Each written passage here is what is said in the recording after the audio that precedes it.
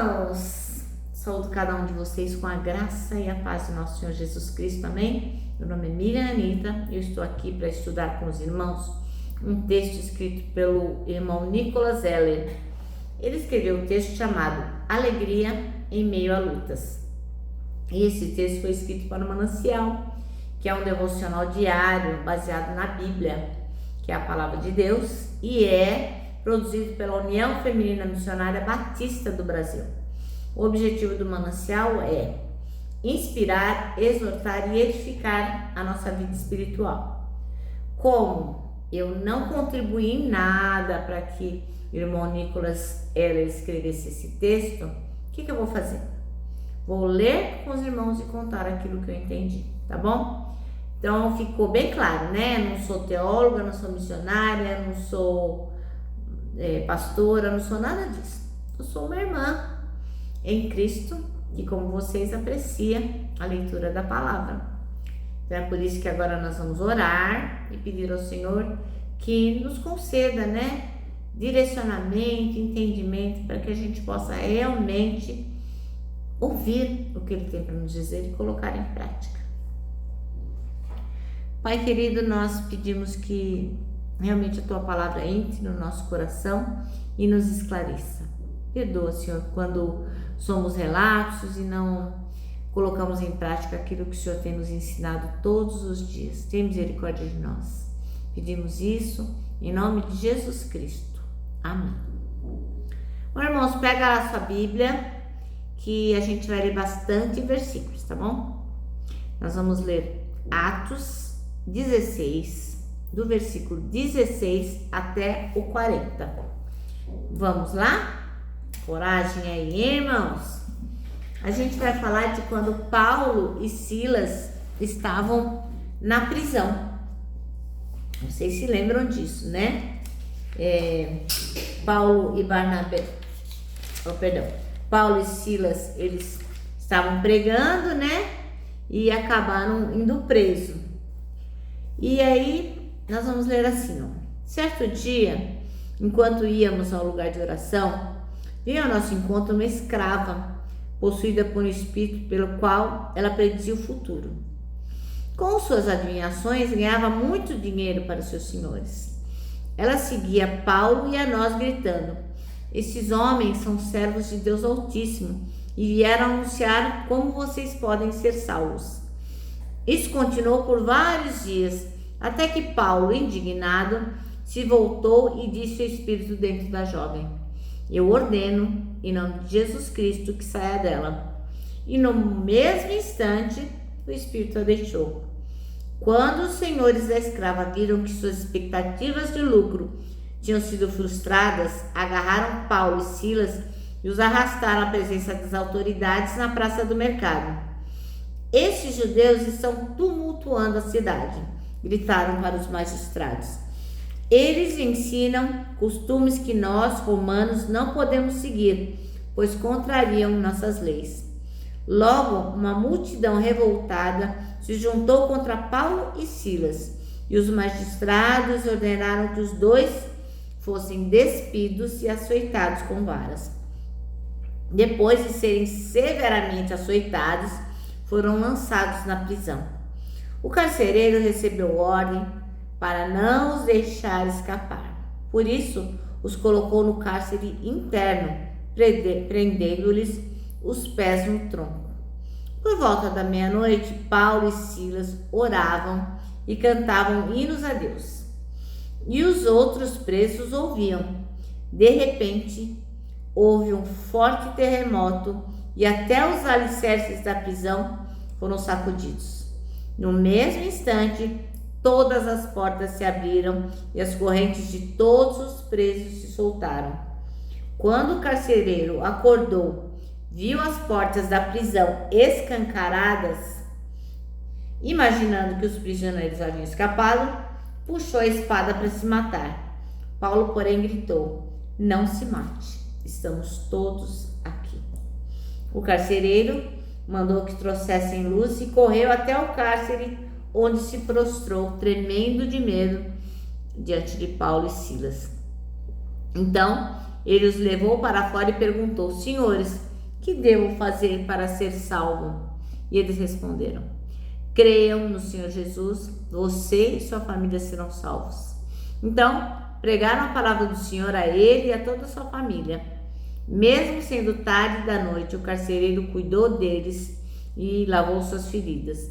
Em seguida, ele e todos os seus foram batizados. Depois, levou-os para sua casa e lhes serviu uma refeição. Ele e toda a família se alegraram porque creram em Deus. Na manhã seguinte, os magistrados mandaram os guardas ordenarem ao carcereiro: solte estes homens. Então o carcereiro mandou dizer a Paulo: os magistrados disseram que você e Silas estão livres. Vão em paz. Paulo, no entanto, respondeu: eles nos açoitaram publicamente, sem julgamento, e nos colocaram na prisão. E nós somos cidadãos romanos. Agora querem que vamos embora às escondidas? De maneira nenhuma. Que venham eles mesmos e nos soltem. Os guardas relataram isso aos magistrados, que ficaram assustados por saber que Paulo e Silas eram cidadãos romanos. Foram até a prisão e lhes pediram desculpas. Então os trouxeram para fora e suplicaram que deixassem a cidade.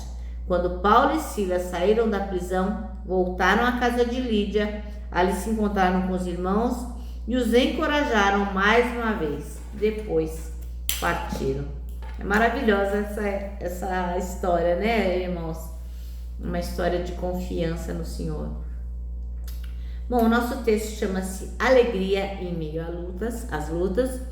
E o texto escolhido o versículo escolhido é o 25, que diz: por volta da meia-noite, Paulo e Silas estavam orando e cantando hinos a Deus. Os outros presos os ouviam. Bom, irmãos, não deve ter sido mole não, né? Após eles terem sido humilhados, imagine, né? Paulo e Silas devem ter levado o maior couro, foram humilhados e foram jogados lá na prisão. O pessoal disse assim, ó, fica de olho neles, porque não quero que aconteça de eles fugirem. E o que aconteceu? Se é a gente já tá lá, chorando, reclamando, murmurando. Olha o que me aconteceu, olha, não sei o que, aquele desgraçado daquele homem, não sei o que, porque estava querendo ganhar dinheiro com o espírito que estava dentro da moça. A gente ficaria reclamando, né, irmão? Vamos ser sinceros, que a gente ia reclamar mesmo. Porque uma coisinha que acontece, a gente já reclama o dia inteiro. Ai, eu não acredito que isso aconteceu, não acredito. Então, o Paulo e Silas mostraram pra gente o que é realmente ser um cristão bom e o que é ser um cristão grato. Porque era meia-noite e o que eles estavam fazendo? Não estavam reclamando. Eles estavam orando e louvando, cantando hinos ao Senhor Deus. Olha só que maravilha, né? Que disponibilidade pessoal, que conexão com o Eterno, né? Bom, era um negócio bem estranho, né? Eu imagino que lá no calabouço, lá no cárcere, devia ter rato, que nem a gente vê nos filmes, né? Rato passando, aranha, barata, aquele lugar úmido, fedido, fétido, né? O povo chorando, aquele barulho de correntes, devia ser um lugar bem horrível, né? Um lugar bem escuro. Enfim, eles surpreenderam todas as pessoas que estavam lá cantando, né? Cantando louvores ao Senhor. Então, num lugar onde havia morte, onde havia desespero, onde havia terror, eles levaram o quê? A vida, cantando, né? Então, de repente, aqueles presos lá sem esperança e estavam lá há tanto tempo, eles estão ouvindo um som totalmente diferente, um som de louvor, um som que talvez eles nunca tenham ouvido, né? Em vez de gritos, eles estavam ouvindo canções a Deus. Uma coisa que não faz o mínimo sentido, né? E eu acho que talvez isso tenha sido motivo mais do que suficiente, que quando as grades abriram, que teve o tremor, que as portas abriram, os presos falaram, não vamos sair daqui não, isso aí é coisa de Deus, coisa divina, vamos ficar aqui no nosso lugar. Uma coisa impressionante, né? Então, ficou claro que tanto a música quanto o tremor eram coisas do eterno. Então, eles devem ter ficado nos seus lugares por causa disso mesmo, né? Aí a gente pensa, né? Como que faz sentido, como que é possível 2 homens, depois de ter levado um couro danado, ser humilhado e não saber o futuro deles, né? Foram lançados na prisão. Como que essas 2 pessoas podiam louvar ao Senhor? Que força é essa que eles tinham dentro deles que permitia que eles resistissem com tanta força a um momento tão aflitivo? O que eles tinham de especial para agir com tanta graça diante de um desafio, de uma dificuldade tão grande como essa? Não tem outra resposta, né, irmãos? É a força de Jesus Cristo. É o amor de Deus no coração deles que fez com que eles entendessem que poderiam suportar qualquer coisa. Então, fica a lição. Quando a gente constrói a nossa vida em cima, sobre, com Jesus Cristo, a gente fatalmente vai ter os nossos ideais todos pautados nele, né? As nossas ações, tudo que a gente fizer vai ser pautado na sua palavra, né? A gente vai realmente conseguir caminhar. É por isso que eles conseguiram louvar a Deus num momento tão difícil. Então, fica a lição. A nossa mente também é transformada.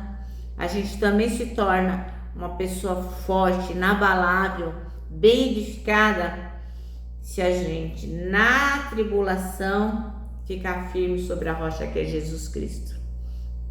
Não é impossível, irmãos. Simplesmente nós temos que estarmos com Deus, com Jesus, com o Espírito Santo o tempo todo, para que na hora que vem o dia mau, nós possamos realmente responder de forma satisfatória. Então, não são os açoites que controlam a nossa vida, não é a alegria, não é a humilhação, não é nada de ruim que aconteceu que ia controlar a vida de Paulo e de Silas. E a mesma coisa tem que ser com a gente, né? Nós temos que ter a mesma consciência que eles tinham, que quem controla a nossa vida não é a falta de emprego, não é o chefe que persegue, não é mal na faculdade, não é mal o mau relacionamento com as pessoas, não é a dificuldade financeira, não é a doença, não é a morte, não é a pandemia, não é nada disso. Quem controla a nossa vida é Jesus Cristo. Nós temos que ter isso em mente, né? Como a gente vem repetindo todos os dias o Salmo 73, 26. Deus é a minha força, Ele é tudo o que eu sempre preciso. Então é disso que a gente está falando agora. Quem controla a nossa vida é Cristo. Se a nossa casa, a nossa vida está construída nele, a gente pode com certeza entoar louvor em meio a qualquer luta. Amém? Bom, irmãos, nosso manancial termina assim, ó. Se sua casa está construída em Cristo, você poderá entoar louvor mesmo em meio a lutas. Ok? Bom, meus irmãos, eu termino aqui, ó, dizendo que o abraço é um encontro de 2 corações. Por isso que eu deixo o meu abraço diário de ursa. Lembrando que um abraço não dá certo em reunião de porco espinho. Mas pra gente que acredita, que tem certeza que a nossa alegria em meio a lutas existe porque Jesus está conosco, muito fácil abraçar nosso irmão, né? Bom, e agora eu me despeço, né, com a palavra de ordem, que é confia em Jesus.